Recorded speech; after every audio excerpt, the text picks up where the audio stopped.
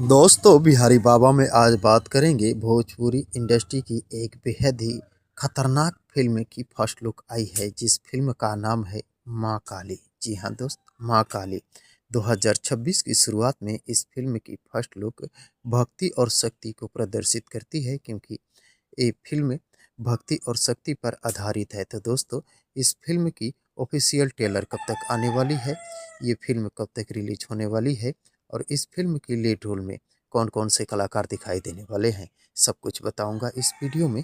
बने रहे अंत तक मेरे साथ। दोस्तों आपको बता दें, इस फिल्म की केवल फर्स्ट लुक ये जो आप देख रहे हैं यही शेयर किया गया है सोशल मीडिया पर। इसमें नहीं बताया गया है कि इस फिल्म के लीड रोल में कौन कौन से कलाकार दिखाई देने वाले हैं। इस फोटो के साथ केवल इतना लिखा गया है कि इस फिल्म की ऑफिशियल ट्रेलर जो है वो बहुत ही जल्द आने वाली है। कितने तारीख को आएगी ये भी नहीं बताया गया है और इस फिल्म के लीड रोल में कौन कौन से कलाकार दिखाई देने वाले हैं ये भी नहीं बताया गया है।